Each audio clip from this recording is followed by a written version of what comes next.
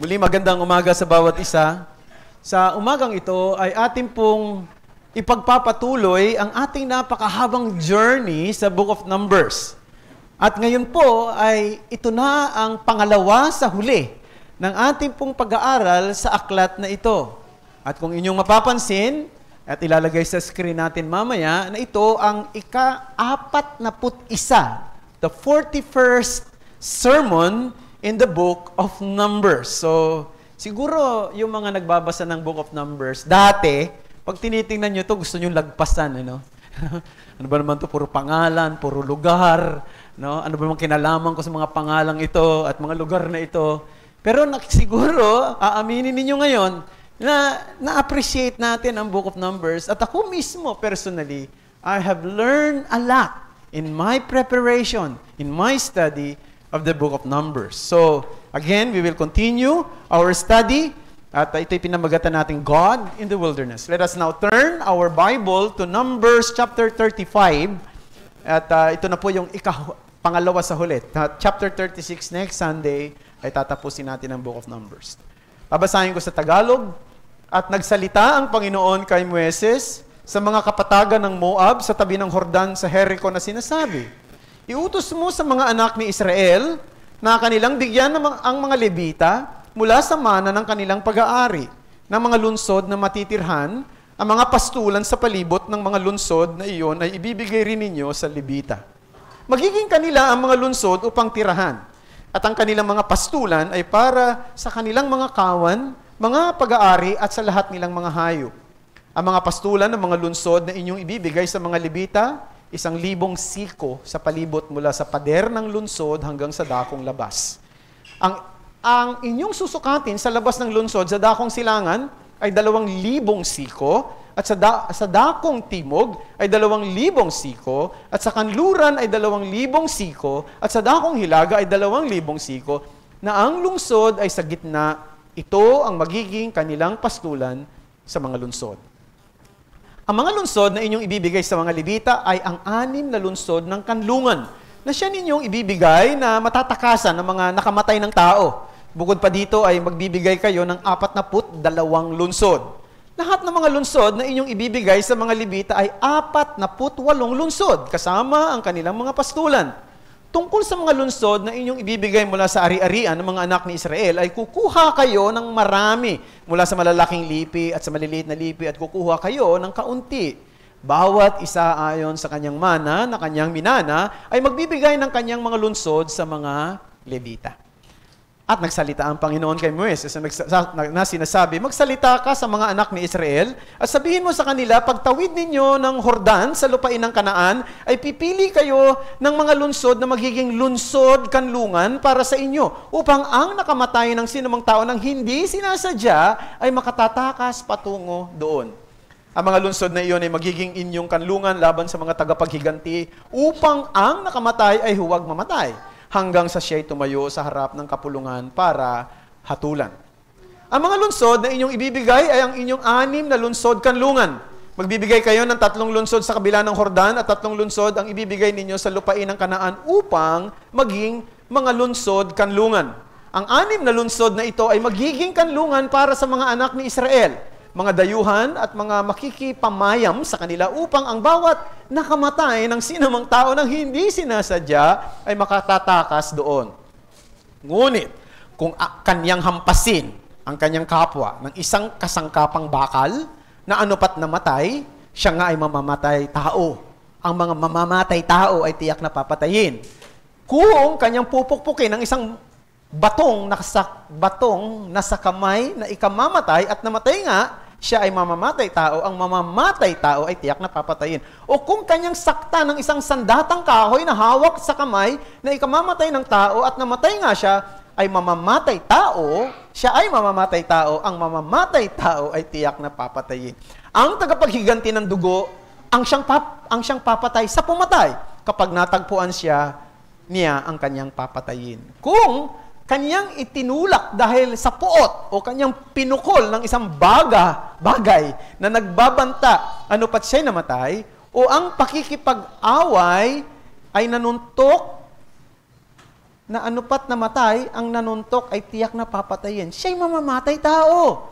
Ang tagapaghiganti ng dugo, ang siyang papatay sa pumatay kapag kanyang natagpuan siya. Ngunit, kung sa pagkabigla ay kanyang maitulak ng walang alitan o mahagisan niya ng anumang bagay na hindi tinambangan o ng anumang bato na ikamamatay ng tao na hindi niya nakikita ang kanyang naihagi sa kanya, na anupat na matay at hindi niya kaaway at hindi niya pinaghahangaran ng masama, kung gayon ang kapulungan ang siyang hahatol sa mamamatay tao at ang tagapaghiganti ng dugo ayon sa mga batas na ito. Ililigtas ng kapulungan ang nakamatay sa kamay ng tagapaghiganti ng dugo at siya'y pababalikin sa kapulungan sa kanyang lungsod, kanlungan, na kanyang tinakasan at siya'y mananatili roon hanggang sa pagkamatay ng pinakapunong pari na binuhusan ng banal na langis. Ngunit, kung ang nakamatay ay lumabas sa anumang panahon sa hangganan ng kanyang lungsod, kanlungan, na kanyang tinakasan at nakita siya ng tagapaghiganti ng dugo sa labas ng hangganan ng kanyang lungsod, kanlungan, at patayin ng tagapaghiganti ng dugo, ang nakamatay ay hindi siya mananagot sa dugo. Sapagkat ang tao ay dapat manatili sa kanyang lungsod, kanlungan, hanggang sa pagkamatay ng pinakapunong pari. Ngunit pagkamatay ng pinakapunong pari, ang nakamatay ay makababalik sa lupain ng kanyang pag-aari. Ang mga bagay na ito ay magiging isang tuntunin at batas sa inyo sa buong panahon ng inyong mga saling lahi sa lahat ng inyong mga tirahan. Kung ang sino man ay pumatay ng isang tao ay ang pumatay ay papatayin sa patotoo ng mga saksi. Ngunit walang taong maaaring patayin sa patotoo ng isang saksi. Bukod dito, huwag kayong tatanggap ng suhol para sa buhay ng mamamatay tao na nagkasala ng pagpatay, kundi siya'y papatayin. Huwag kayong tatanggap ng suhol sa kaninumang tumakas sa kanyang lungsod kanlungan upang siya'y makabalik at manirahan sa kanyang lupain bago mamatay ang pinakapunong pari. Kaya't huwag ninyong parurumihin ang lupain na inyong kinaroroonan sapagkat ang dugo ay nagpaparumi ng lupain at walang paglilinis na magagawa sa lupa dahil sa dugo na dumanak doon, maliban sa pamamagitan ng dugo ng taong nagpadanak niyon. Verse 34, huwag ninyong durungisan ang lupain na inyong tinitirhan sa kalagitnaan na aking tinitirhan sapagkat ako, ang Panginoon, ay naninirahan sa gitna ng mga anak ni Israel. Ito po ang salita ng Panginoon. Napansin ba ninyo, mga kapatid, o aaminin ba ninyo, na maraming mga mabubuting bagay na tinanggap kayo o naranasan ninyo na hindi direktang sagot sa inyong mga panalangin? O maaari, hindi mo naman ipinag-pray. Pero, dumating sa iyo ang isang pagpapala. O maaari, nanalangin ka, pero ang tugon ng Diyos ay kabaliktaran doon sa iyong ipinanalangin. However, later, na-realize mo na yung kabaliktarang sagot ng Diyos doon sa gusto mong mangyari, it turned out, naging blessing sa iyo, naging pagpapala, naging kapaki-pakinabang sa iyo. Tulad ng sinabi ko, mga kapatid, minsan marami tayong pagpapala. Ang totoo, mas marami, ay hindi naman produkto ng prayer natin eh. O kaya naman, kabaliktaran ng mga pinag-pray natin. O kaya naman, hindi mo pinag-pray, pero dumating sa'yo ang mga bagay na yan. So, anong tawag sa mga bagay na yon? Pwede nating tawagin yan, dinay-biyaya ng Diyos. Maaari, hindi ka naman nakapag-aral ng maigi, pero nakapasa ka sa exam. Maaari, hindi ka naman nag-perform well sa trabaho, pero nabigyan ka ng promotion.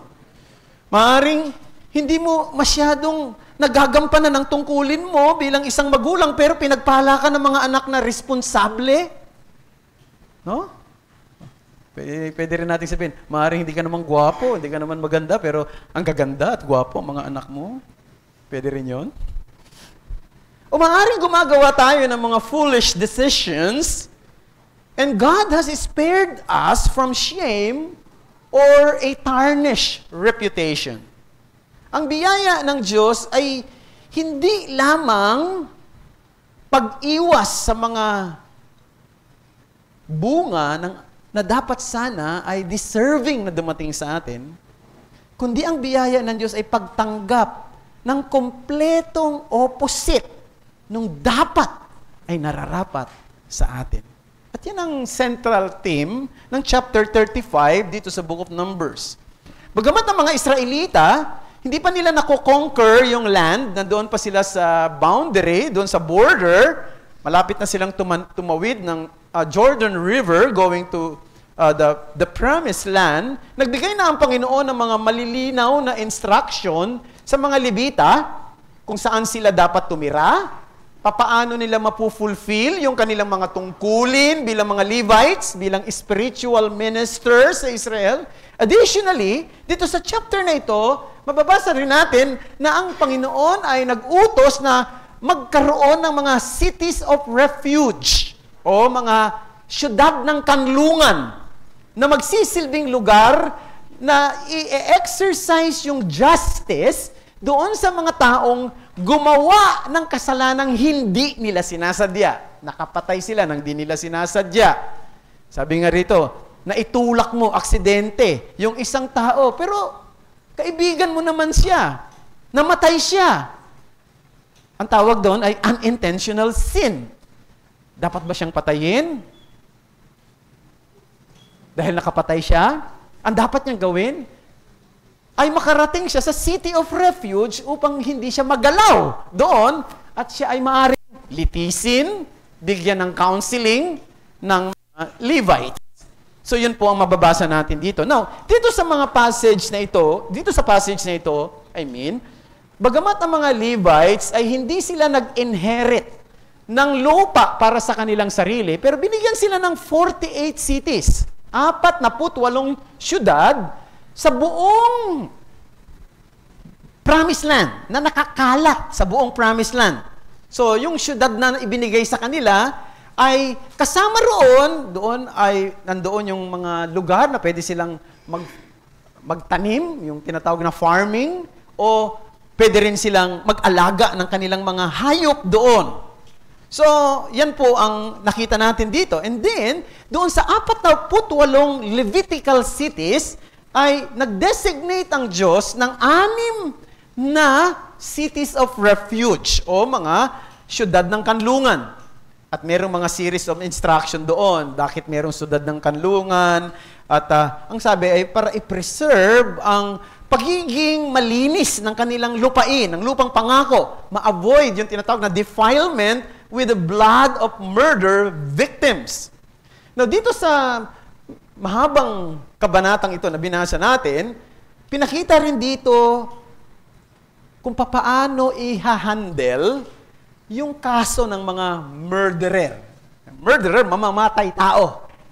At sa kabilang bahagi, yung kaso ng mga manslaughter. So magkaiba pala yung murderer and manslaughter. Murderer or manslayer. Nakalimutan kong tanungin si Ate Banji sa pagkakaiba nila sa ating batas dito, pero alam ko may pagkakaiba yan. At usually ginagamit yung salitang manslaughter or manslayer sa homicide, parang ganyan. Pero iba yung murderer, talagang pumatay ng tao, kundi sa isang taong maaring nakapatay dahil sa isang aksidente, o maaring sa pagdepensa ng kanyang sarili at hindi siya murderer. So, dapat ma-determine yun at kung paano i-handle yun. Napakaganda nung pagbibigay ng instruction ng Panginoon kung paano ito itatrato accordingly. Dito ay makikita natin na ang biyaya ng Diyos ay operational sa pagdidil. Napakaganda, di ba? Mabiyaya talaga ang Diyos sa bayan ng Israel. Mabiyaya ang Diyos sa mga taong hindi nararapat. Mga matataong matitigas ang ulo. Mga taong madalas disobedient. Pero ang Diyos pa rin ay nagbigay ng mga panuntunan kung paano i-handle ang iba't ibang klase ng kasong mahihirap para maging maayos at maging kalugod-lugod ang kanilang pamumuhay, hindi lang sa kanyang harapan, kundi sa bawat isa. At yun ang gusto kong bigyang diin ngayong umaga sa ating pag-aaral. God's gracious dealings, yan ang mensahe, are evident in His care for our spiritual needs and the sanctity of life. Let me underscore. God's gracious dealings are evident in His care for our spiritual needs and the sanctity of life. So, dalawang bahagi. Tingnan natin. God's gracious pastoral care. And secondly, God's gracious pro-life care. So, ganun ko po hinati. Ito pong passage na ito para mas madali nating maintindihan. So, una-una, tingnan natin. God's gracious pastoral care. Now, in comparison sa mga lupain na tatanggapin ng ibang tribo, makikita natin na yung ipinrovide ng mga lugar para sa mga Levita ay kukonti, maliit. Poor provision, pwede nating sabihin. Ito ba ang ibibigay sa mga Levita na tapat na naglilingkod sa bayan ng Israel, sa tabernakulo, sa panahon ng paglalakbay nila sa wilderness? Matatandaan na ang trabaho ng mga Levita ay sila yung nag-aalaga ng tabernacle. Sila yung nagsiset up ng tabernacle. Sila yung nagbabaklas ng mga elemento sa tabernacle pagka ito ay kinakailangan na nilang lumipat sa ibang lugar. Sila rin yung nagpapasan ng iba't ibang klase ng gamit. Walang pwedeng pumasa noon, kundi ang mga Levita lang. Sila yung nagbabantay sa gawaing ito. Sila yung tagapanguna.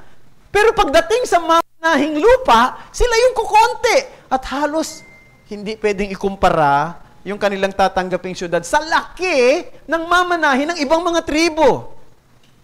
Now, parang hindi yata patas kung titingnan natin, di ba? Parang hindi yata maganda. Hindi fair ang treatment ng Diyos. Mga lingkod niya ito eh. Bakit naman ganun lang ang kanilang tatanggapin? 48 cities lang throughout the promised land. Now, mga kapatid, ang sagot sa tanong na yan ay dapat maging malinaw sa atin sapagkat mas malalaman natin ang sagot sa tanong na yan kung aalamin natin ang buong kwento ng mga Levites. Ang Levites ay nagsimula, siyempre, sa kanilang tatay na si Levi. Natatandaan natin na si Jacob ay may 12 anak na lalaki na siyang magmamana, na siyang bubuo ng bayan ng Israel, ang 12 tribo. Si Levi ang isa roon. Ngayon, sa Genesis chapter 34, hindi na natin babasahin, may nangyari dito. Sa Genesis 34, mayroong anak si Jacob na ang pangalan ay si Dina, isang babae. Dina ang pangalan. At itong si Dina ay nirape ng isang lalaki na ang pangalan ay si Shechem. Si Shechem ay anak ni Hamor na prinsipe ng mga Hevita or Hivites. No? Ngayon, nung nirape niya itong si Dina, later on, sabi niya parang gusto niya rin yung babae. Parang kahit na pinagsamantalahan niya, meron din siyang gusto. Kaya gusto niya rin mapangasawa. Kaya kinausap niya yung kanyang tatay na isang prinsipe, pwede bang kausapin mo yung family ng babae, si Jacob at yung mga kapatid. Gusto ko na lang mapangasawa itong si Dina kasi mahal ko rin naman siya eh. Gusto ko rin naman siya eh. Bagamat pinagsamantalahan niya ito. Alam nyo, yung mga kapatid yung mga anak ni Jacob, medyo nag-isip, no? Ito ang pagkakataon, makaganti tayo. O sige, sabi nila, papayag kami, mapangasawa mo ang aming kapatid. Pero, sa isang kondisyon, dahil dapat maging kauri ninyo kami, magpatuli kayo. Lahat ng lalaki ay magpatuli para nang sa ganon, maging kauri ninyo kami. Pumayag, no? Si Hamor at si Shechem. At lahat ng lalaki na kanilang lahi ay nagpatuli. Alam naman na siguro ng mga lalaki dito sa atin, yung mga tuli na. Kapag ikaw ay tinuli, alam mo naman kung anong mararamdaman mo. Siyempre, masakit yon, may sugat yon, mayroong time para mag-heal. Di ba? Hindi yun agad-agad na, pagka tinuli ka ngayon, pwede ka na magtrabaho. Hindi. Talagang mahirap yon. So, kinakailangan, magpapagaling ka. So, yung panahon na sila ay nagpapagaling, itong si Levi, kasama ng kanyang kapatid na si Simeon, pinagsamantalahan nila yung pagkakataong yun at kanilang pinatay ang lahat ng mga lahi ni Shechem at lahi nung kanyang tatay na si nakalimutan ko pala biglang pangalan na biglang lumipad, Hamor, at siyempre hindi sila makalaban. No? Kasi nga may mga sugat sila at napatay silang lahat. Pero alam nyo ba na ginamit nila na paraan ay yung circumcision, yung pagtutuli na isang sagradong gawain. Ang pagtutuli ay isang sign of covenant. Isang tipanan yan sa Diyos. Kapag tinuli noon ang isang lalaki, mapapabilang siya sa kanyang tipan sa Diyos at sa kanyang bayan. Ginamit nila ang isang sagradong bagay para gumawa ng isang karumal-dumal na bagay.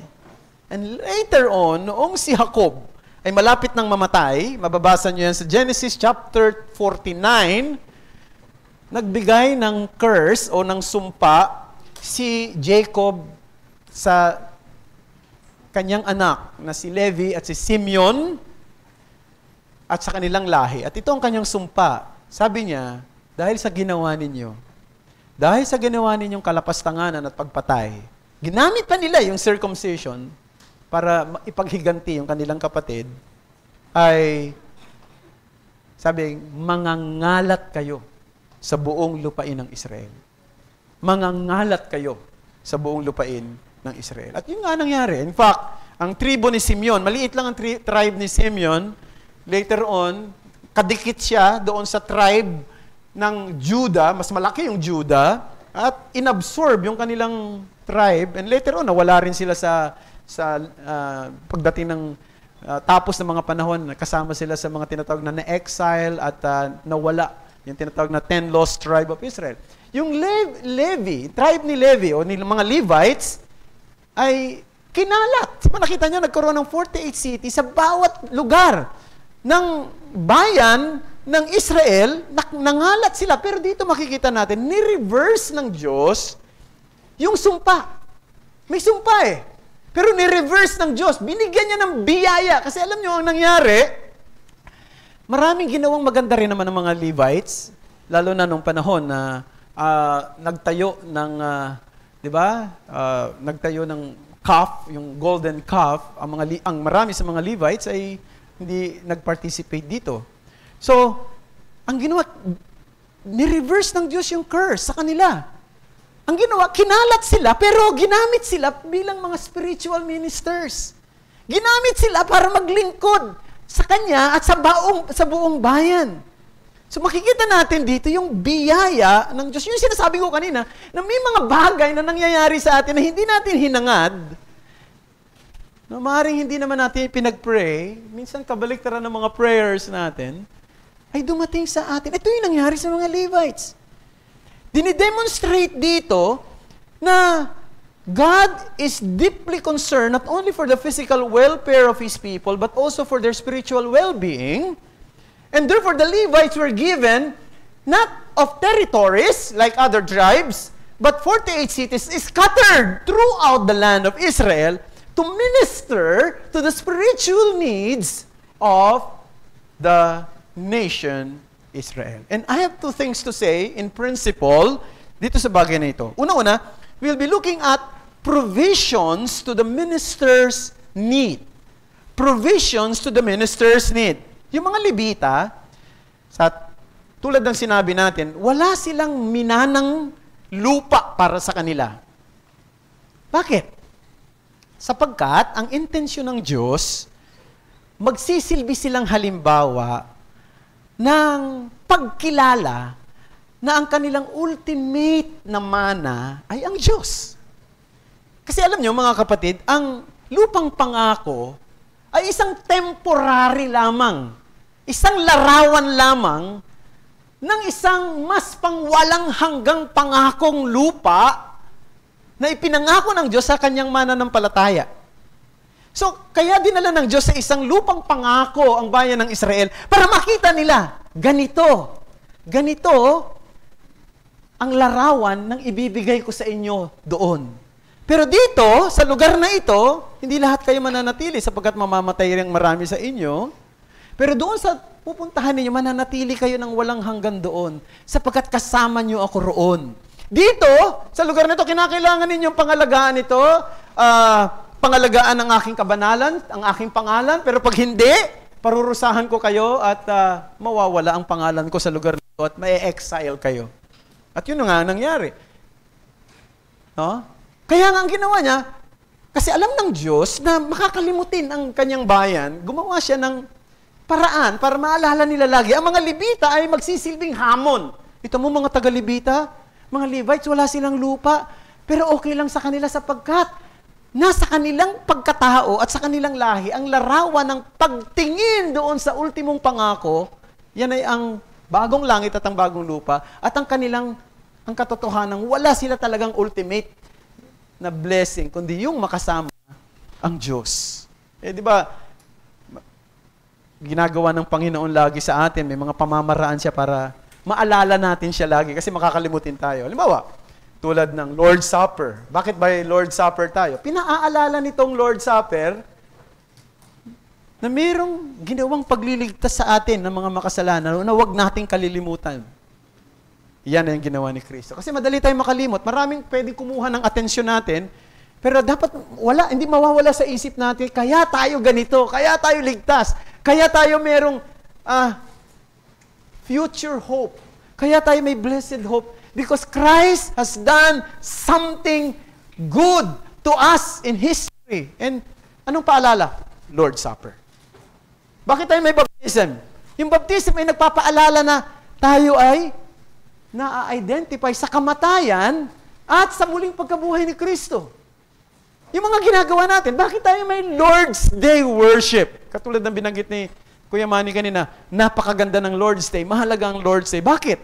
Kasi alam nyo, madali kayong makalimot. Madali tayong makalimot eh. Pagpunta nyo sa mundo, maaaring nakalimutan na ninyo maraming bagay. Kaya may Lord's Day para magpaalala sa atin ng mga bagay na dapat tinatayuan natin, tinitindigan natin, hiniyayakap natin, at ipinamumuhay natin.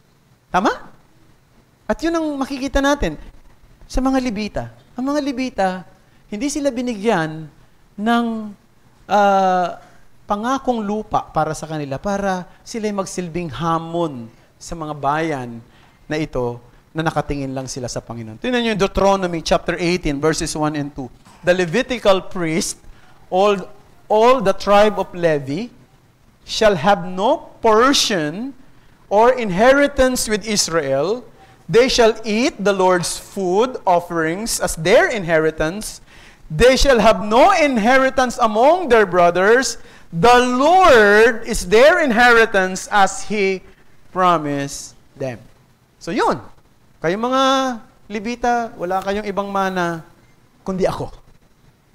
Meron pa bang pwedeng ipagpalit sa akin? Parang sinasabi ng Panginoon. However, ito yung sitwasyon, mga kapatid. Siyempre may mga pamilya sila eh.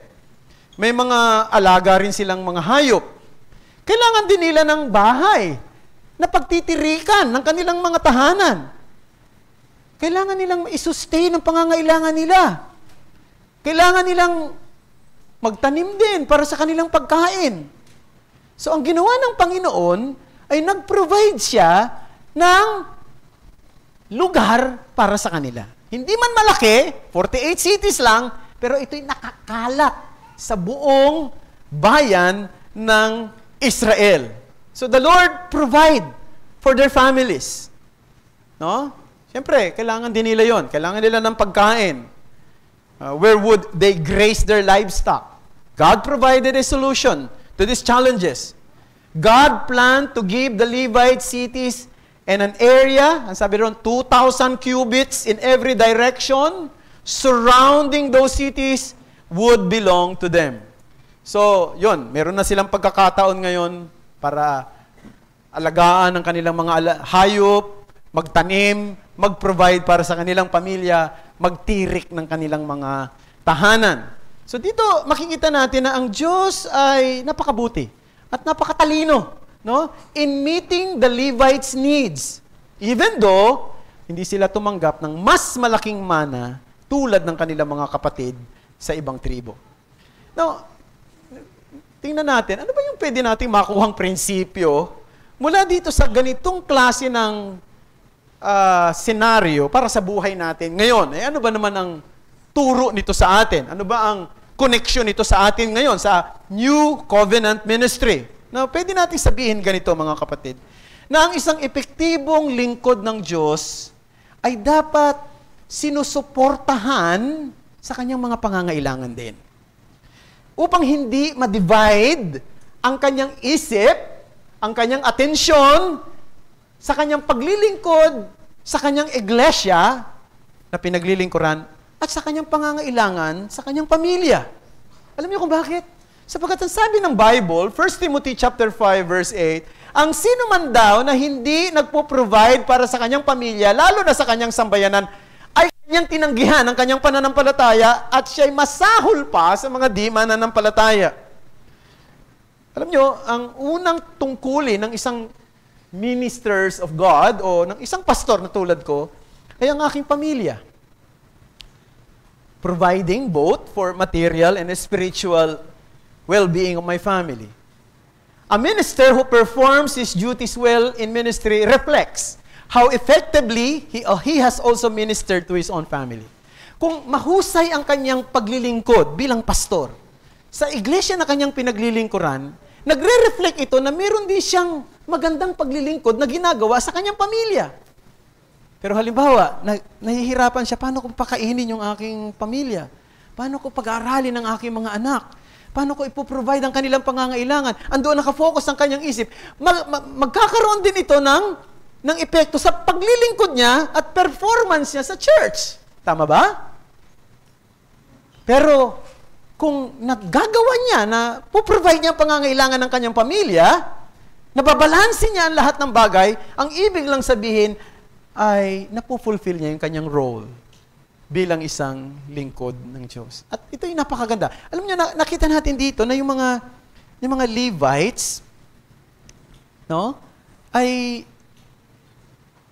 hina-highlight dito yung kanilang na pwede silang magkaroon ng lugar para mag-alaga ng hayop, 'di ba? Mag-farm para mayroon silang i-sustain sa family nila. At mayroon din silang maaaring itulong sa iba. No?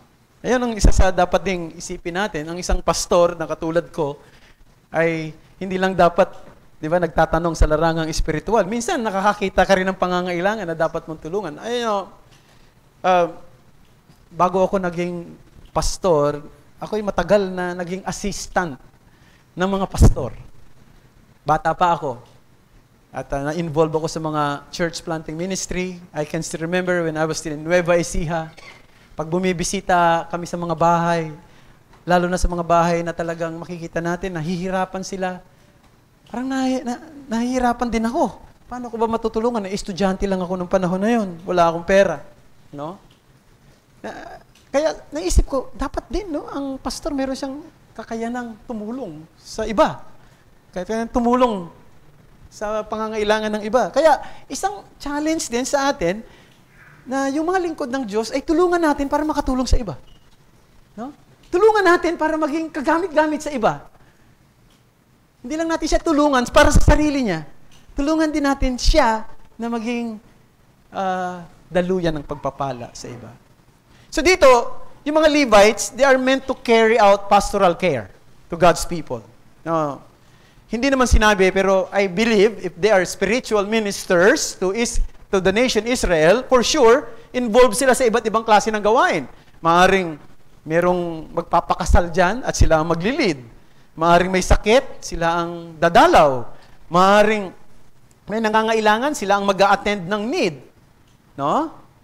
At bagamat ang kanilang primary work ay sa tabernacle, siguro merong rotation yan. O kayo muna, ng mga nasa north, ang siyang mga ngalaga ng tabernacle, susunod kayo mga nasa south, mag-aalaga, susunod ng mga taga-west. So, maaaring may rotation, pero nakakalat sila sa iba't ibang lugar sapagkat doon sa bawat lugar na yun, kailangan din ng pangangalaga ng mga ministers ng Panginoon. At yun ang trabaho ng mga lingkod na ito, ng mga, kung tawagin ay mga Levites. At hina-highlight dito na ang trabaho ng Levites maglingkod eh. Kaya nga, di ba naalala nyo sa yung parable of Good Samaritan? Nagalit ang pinapakita rin na naging laban ang Diyos doon sa mga priests at sa mga Levites. So may nakita silang nakahandusay na isang tao sa daan. Pagkatapos tiningnan lang nila at dumiretso sila doon sa templo kasi meron silang gagawing paglilingkod. Hindi man lang nila tinulungan. At ang tumulong ay isang Samaritano pa. Yun ay tahasang pagtalikod sa kanyang tungkulin na dapat sana siya ay nangangalaga doon sa mga nangangailangan. Yan ang trabaho nila. They were appointed by the Lord to do those things. They were supposed to be present among the people, offering help to those in distress, not turning away when they have the means to assist. But they have to be supported, and they have to have the means to do that, so that they can perform their duty well. Now, I can say this, brethren, that this church is not depriving me of any good things. No, I can say that in my experience through the years that the Lord blessed me, and this church is being an instrument to me so that I can also be a blessing to others. But I hope that this will continue. This will be the legacy that we are going to do as a church hanggang sa mga susunod na henerasyon. Now, all this reflects, brethren, of God's incredible grace. Alam niyo, ang mga Israelita, hindi nila iniisip yun eh. Hindi naman sila nag-come up sa idea na dapat ganito ang mangyari. No, dapat yung mga Levites ganito. At yung mga may city of refuge or what. Hindi. Lahat yun inisip ng Diyos. Lahat yun ay graciously pinrovide ng Diyos. Sa kabila ng ang bayang ito ay masuwayin, matigas ang ulo, at maraming pagkukulang. At alam niyo, pwede nating makita na this truth extend to us in the new covenant as well. Brethren, much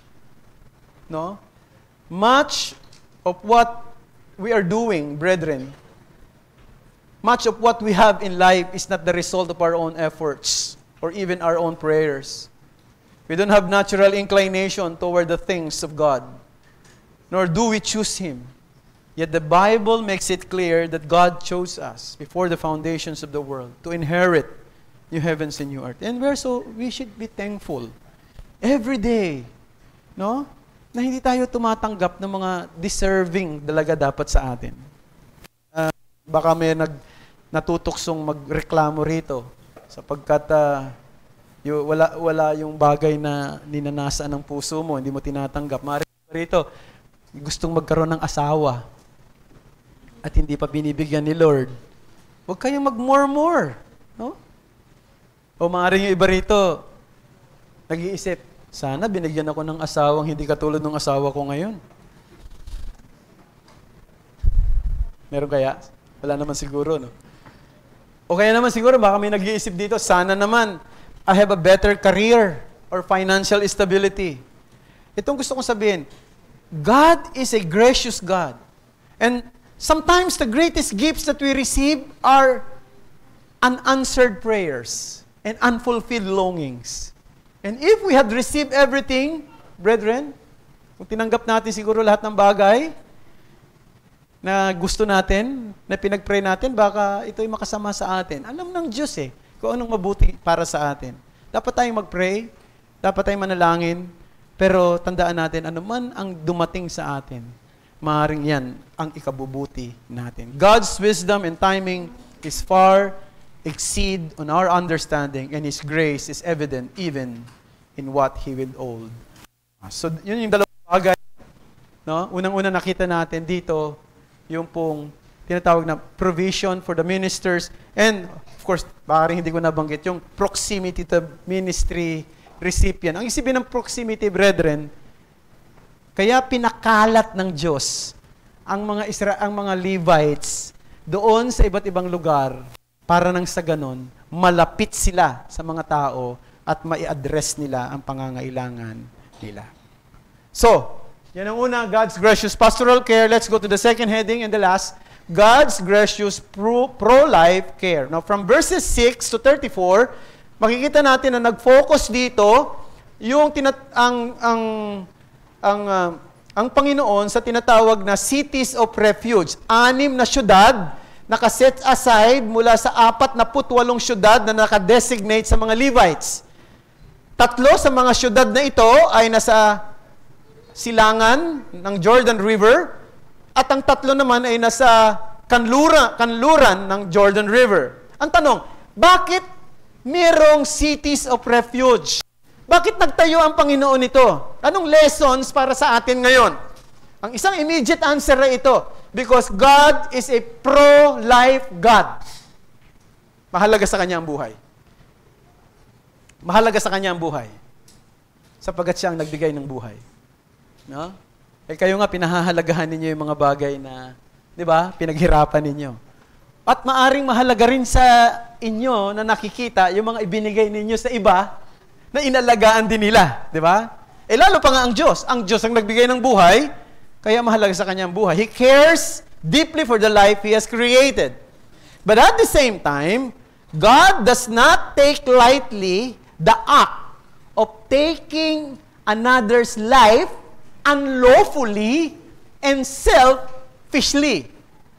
So, yung mga syudad ng tinatawag na City of Refuge ay nagde-demonstrate na bagamat ang Diyos ay Diyos ng kahabagan, siya rin naman ay Diyos na naghihiganti sa mga taong walang pagpapahalaga sa pinahahalagahan niya.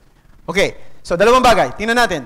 Murderer must be punished. That's number 1. Murderer must be punished. Verses 16 to 21, meron pa ulit-ulit na salita doon, salitang, ang mga mamamatay tao ay dapat patayin. Murderer must be put to death.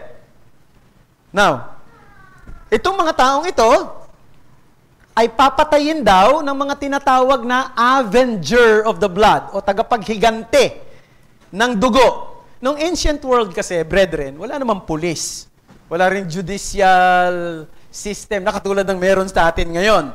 So kapag gumawa ka ng kasalanang matindi, pagpatay, ang maghihiganti sa iyo hindi yung mga pulis, kundi ang maghihiganti sa iyo yung membro ng pamilya na ginawan mo ng masama. Ang tawag sa kanila, avenger of the blood, tagapaghiganti ng dugo. No? Verse 12. The cities shall be for you a refuge from the avenger, that the manslayer may not die until he stands before the congregation for judgment. Now, yung avenger sa English, no? Avenger of the blood, hindi siya perfect translation actually. Kasi itong salitang avenger, galing siya sa wikang Hebreo na Goel. Goel. At yung Goel, tinatranslate siya minsan na redeemer. Or kinsman redeemer. Or avenger. Halimbawa, di ba nung araw, kapag yung babae namatay yung kanyang asawang lalaki, anong mangyayari? Magkakaroon ng kinsman redeemer. Ang tawag doon, Goel. Yung kinsman redeemer, yung susunod, no, yung kapatid ng lalaki, ang sasalo doon sa kanyang asawa. Sa asawa sa kanyang sister-in-law, no? Yung sumunod. So namatay yung asawa ng kuya mo. Parang ganyan.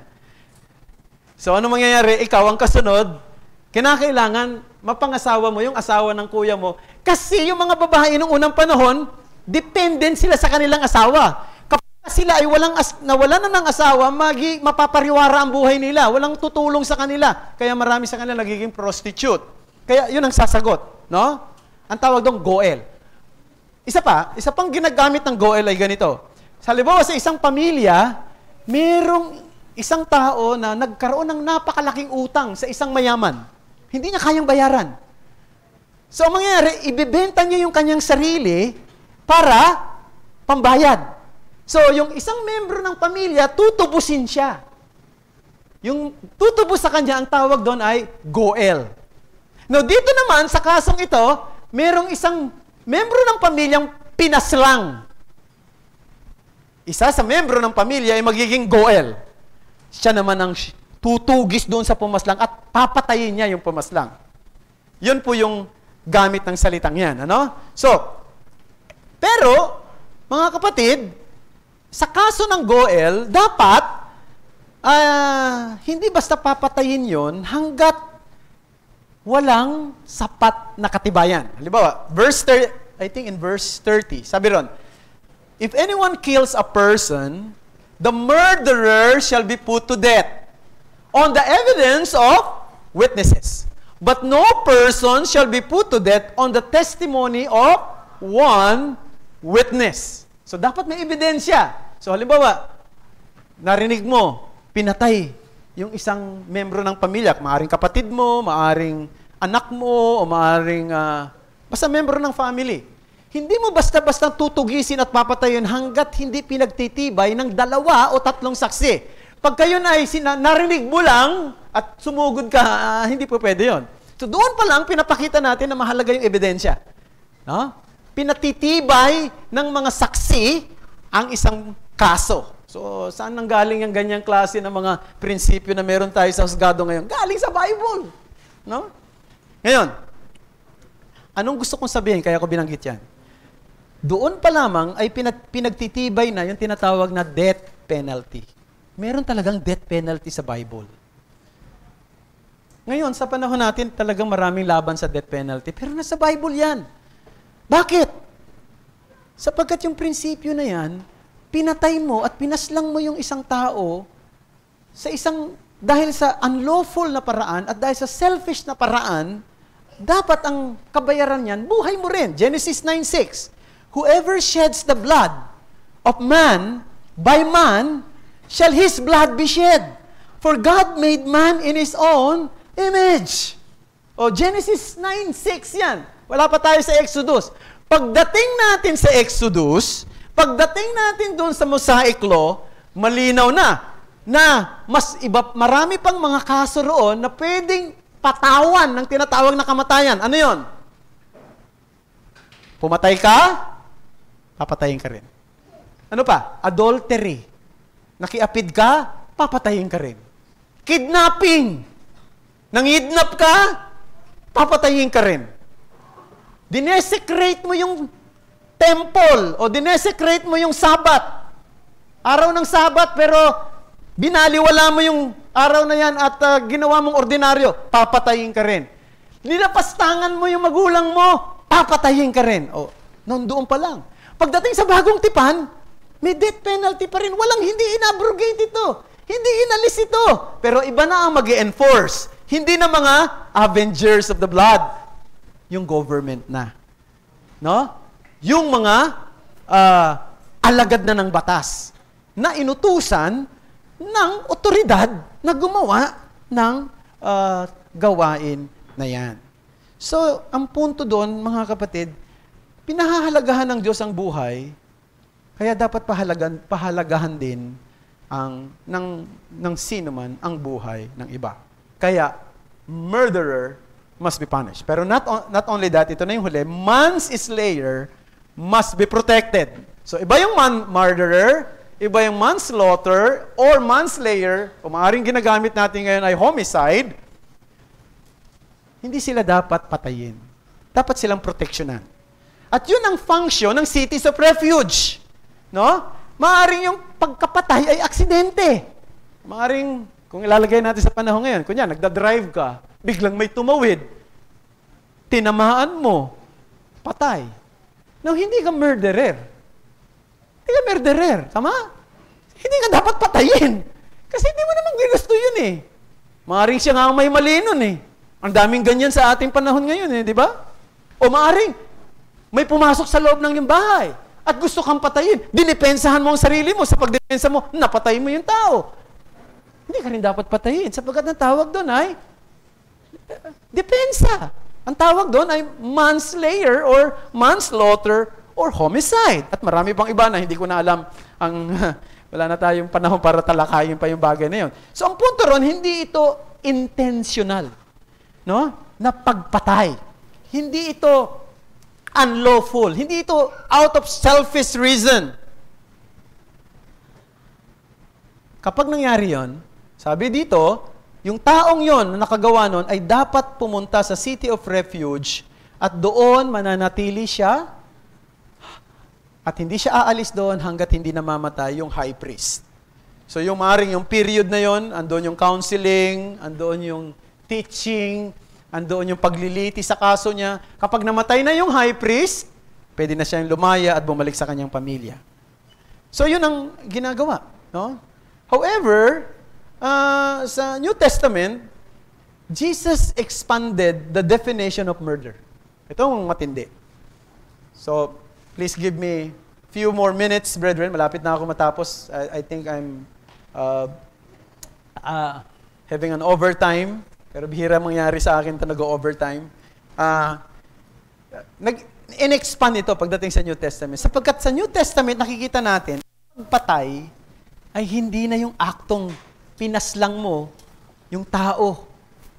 No? Tinanggal mo yung buhay niya. Kundi ang pagpatay sa New Testament ay ano? May galit ka sa puso. Nag-harbor ka ng galit dito sa puso mo. Yun ay equivalent daw sa murder. Sabi ni Jesus Christ sa kanyang Sermon on the Mount. Ito na yung standard. Nakikita nyo? Mga kapatid, ibang klase. Kaya siguro sasabihin natin, hindi pa ako nakapatay. Pero kapag ka nagalit ka daw, napuot ka sa iyong kapatid, ang katumbas niyan ay pagpatay. Eh naku, kung merong nagmo-monitor lagi sa bahay natin, ano? Wala naman siguro nagmo-monitor, no? Merong naka-record o kaya may camera. Lahat tayo rito ay in trouble. O kaya naman, merong nagmo-monitor ng puso natin, ng isip natin, nakikita niya yung mga nangyayari, tinatranslate yung lahat ng mga iniisip mo, no? At makikita, sigurado lahat tayo rito. Hindi makakatakas. At sasabihin nating lahat, tayo rito ay mga convicted na mga murderer. At wala tayong tatakasan sapagkat ang Diyos ang ating hukom. At walang anumang mabuting bagay na pwedeng makapagligtas sa atin. Pero, alam niyo mga kapatid, sa gitna ng ganitong sitwasyon na wala tayong pag-asa, yung avenger of the blood, yung tagapaghiganti, dumating sa mundo, pero hindi para maghiganti, para tubusin tayo. Yan ay si Jesus Christ. Siya yung tumanggap ng parusa na dapat para sa atin. Niligtas niya tayo. Siya rin yung great high priest. At yung great high priest na ito, kanyang binubo ang kanyang dugo para sa ikalilinis ng ating mga kasalanang ginawa natin na hindi natin sinasadya o sinadya nating kasalanan.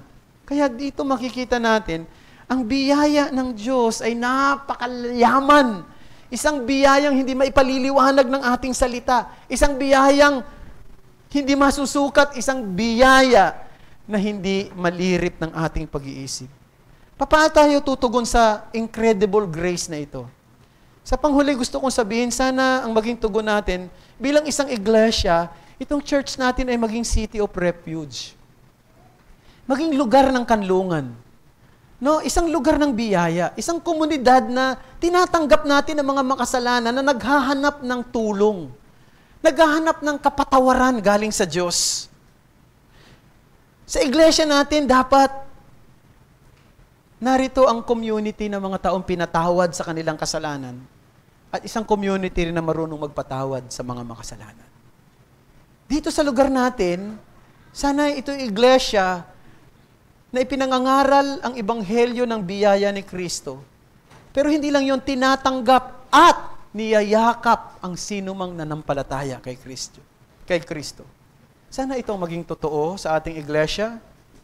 Pero alam ko, hindi ito magiging totoo sa atin kung ang individual na naririto ay hindi tumanggap ng biyaya galing sa Diyos. Sana'y ang sino man sa atin dito ay tumanggap ng biyaya galing sa Diyos. Isang biyaya ng pagkapatawaran, isang biyaya ng kaligtasan, isang biyaya ng pagtubos galing kay Kristo sa kanyang buhay at kamatayan.